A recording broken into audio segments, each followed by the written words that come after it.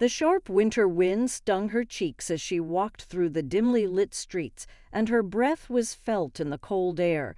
There was something painfully familiar about the path, the cobblestones beneath her feet, the light of the street lamps casting elongated shadows on the sidewalk, and even the faint smell of wood smoke coming from distant chimneys.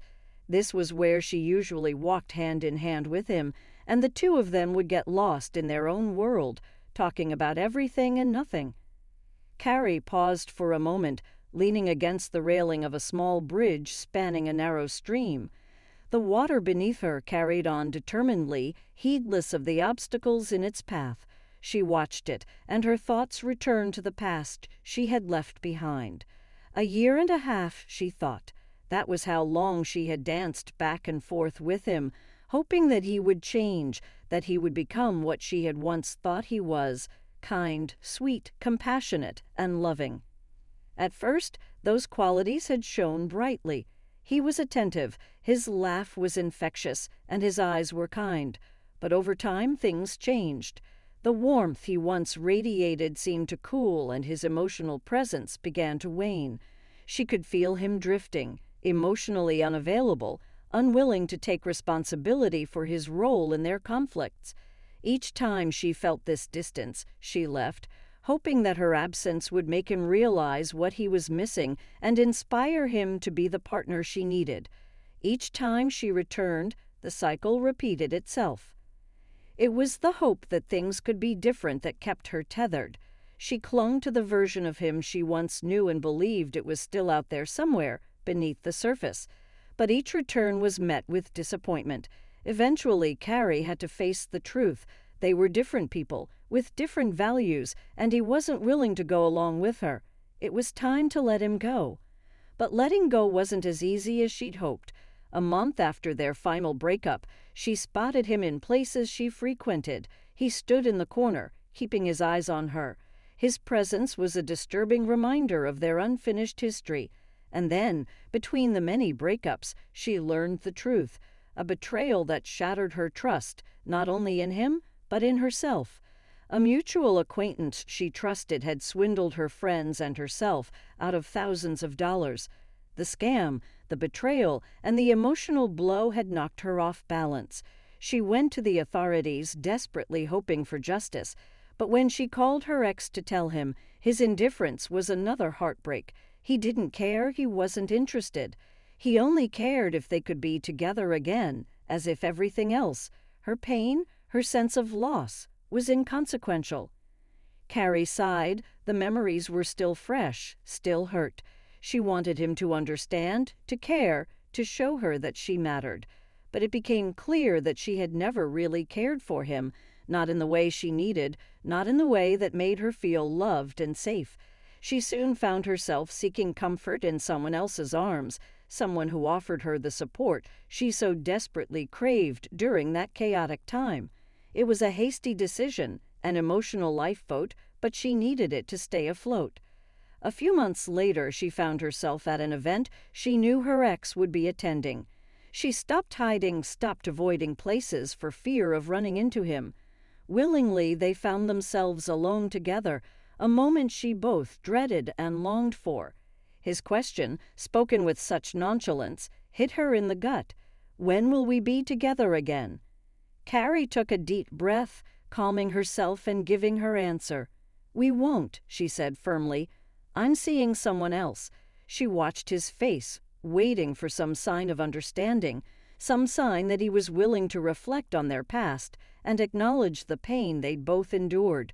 But there was nothing, just empty acceptance, as if it was all inevitable. Their last meeting had been brief and strange, the culmination of everything that had gone wrong. She'd gone to pick up what she'd left at his house, to see him one last time and close this chapter of her life. She still loved him no matter what, but knew he wasn't capable of being the partner she needed.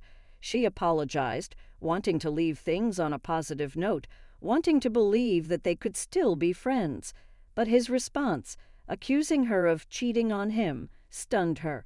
The words cut deeply, the unfair accusation twisting the knife he'd already plunged into her heart. "Is that a threat?" she asked, her voice trembling.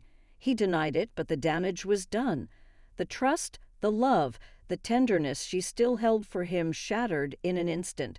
She left his house in tears, angry and broken, knowing she could never look back. The months that followed were filled with emotions: grief, anger, confusion, and eventually acceptance. He moved forward quickly, or at least pretended to move.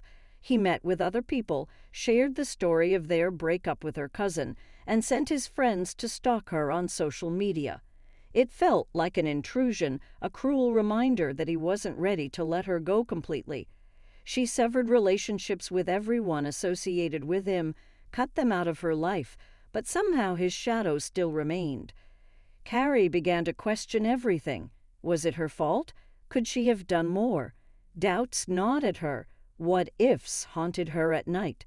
She still thought about him every day, still loved the version of him she once knew. But in the quiet moments, when she allowed herself to be honest, she realized she'd made the right decision. He had never truly seen her, never truly understood her needs or her heart.